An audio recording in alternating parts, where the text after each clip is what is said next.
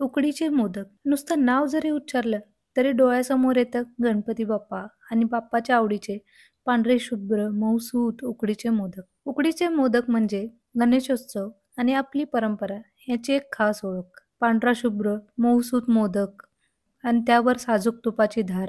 म्हणजे प्रत्येक घास हा बाप्पाच्या आशीर्वादासारखाच वाटतो. नमस्कार मंडळी, अमेरू किचनमध्ये तुम्हा सर्वांचं खूप खूप स्वागत. आज मी शेअर करणार आहे साधी, सोपी पण परफेक्ट उकडीच्या मोदकांची रेसिपी.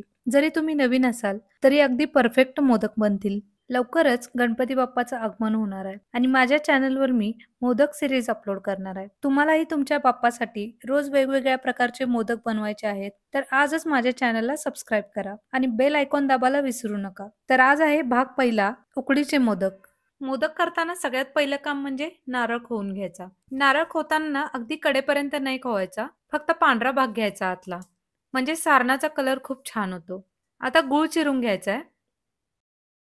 आता आपण सारण करायला घ्यायचं आहे. त्यासाठी गॅसवर इथे मी कढई ठेवली आहे.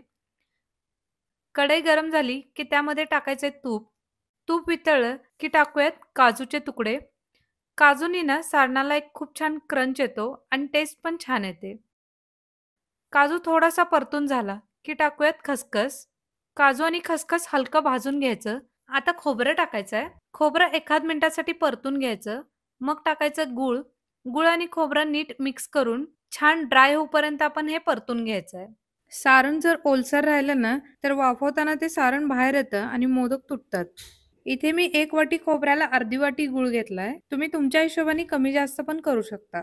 बघू शकताय सारण झालेलं आहे. आता तांदळाची उकड काढायची आहे.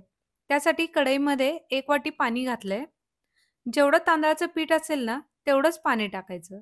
पाण्यामध्ये टाकलंय तूप आणि चवीपुरतं मीठ.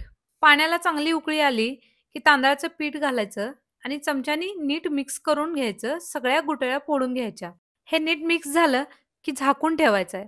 लो फ्लेमवरती 5 मिनिटं आणि गॅस बंद करून 10 मिनिटं अशी एकत्र 15 मिनिटं आपण हे झाकून ठेवलं होतं. आता एखाद्या ताटामध्ये आपण हे काढून घ्यायचं आहे. आता हे पीठ नीट मळून घ्यायचं आहे. सुरुवातीला जर पीठ गरम असेल, तर एखाद्या भांड्याच्या साहाय्याने मळून घ्यायचं. नंतर थोडं थंड झालं, की मग हाताने मळून घ्यायचं. जर गरज वाटली, तर थोडं-थोडं हाताला पाणी लावून घ्यायचं. अगदी सॉफ्ट कन्सिस्टन्सी येऊपर्यंत पीठ मळून घ्यायचं आहे. पीठ जितकं छान मळलं जाईल ना, तितकेच मोदक छान होतील. आता एक छोटा गोळा काढून घ्यायचा आहे. तो हातामध्ये असा दाबून गोल करून घ्यायचा. हा गोळा कोरड्या तांदळाच्या पिठात बुडवून घेतलाय.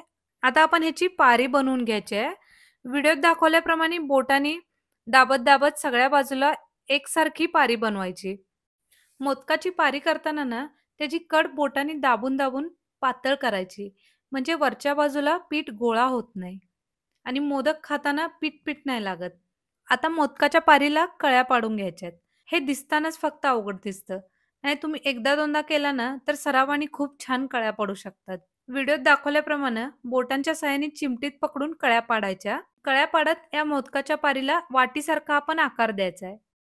आता ह्याच्यामध्ये सारण भरून घ्यायचं आहे. सारण भरपूर भरायचं आहे, म्हणजे मोदक खाताना छान लागतात. आता हळू-हळू ज्या कळ्या पाडल्यात ना मोदकाला, त्या सगळ्या एकाच डिरेक्शननी दाबत जायच्या आणि मोदक बंद करून घ्यायचा. हलक्या हाताने गोल फिरवत मोदक नीट बंद करून घ्यायचा आहे. मोदक पण बंद झाला पाहिजे आणि त्याच्या कळ्या पण नीट राहिल्या पाहिजेत. मोदक बंद झाला, की एक्स्ट्राचं जे पीठ असतं ना, ते काढून घ्यायचं. अशाच प्रकारे मी बाकीचे मोदक पण बनवून घेतलेत. आता आपण हे मोदक वाफवायला ठेवायचे आहेत. इथे एक चाळण घेतली आहे. चाळणीला थोडंसं तूप लावून घ्यायचं आहे आणि हे मोदक चाळणीवर ठेवायचे आहेत. मोदक चाळणीत ठेवताना ना, अगदी चिटकून-चिटकून नाही ठेवायचे. थोडीशी जागा ठेवायची मध्ये-मध्ये. जर मोदक करताना कोरड्या पिठाचा वापर जास्त केला असेल, तर हे मोदक वाफवायला ठेवायच्या आधी एकदा पाण्यातून बुडवून काढायचे. म्हणजे ते ड्राय होऊन तुटणार नाहीत. मोदकांवरती थोडीशी केसर लावून घ्यायची, म्हणजे दिसायला अगदी सुरेख दिसतात. मी इकडे कढईमध्ये पाणी उकळत ठेवलेलं. पाण्याला चांगली उकळी आलीये. आता मोदक वाफवायला ठेवूया. 15 ते 20 मिनिटांसाठी हाय फ्लेम वरती आपण मोदक वाफवून घ्यायचे आहेत. मध्येच अजिबात उघडायचं नाही. झाकण उघडलं ना, तर त्याची वाफ निघून जाते. आता 20 मिनिटं झालेली आहेत. झाकण काढूया. किती छान झालेत मोदक. एकही तुटलेलं नाहीये. तुम्हाला पण जर असेच कळीदार, पांढरे शुभ्र, मऊसूत मोदक करायचे असतील, तर ही रेसिपी एकदा नक्की ट्राय करा. रेसिपी आवडल्यास लाईक करा, कमेंट करा आणि तुमच्या फॅमिली आणि फ्रेंड्ससोबत नक्की शेअर करा. आणि अशाच नवीन-नवीन रेसिपीसाठी माझ्या चॅनलला जरूर सबस्क्राईब करा.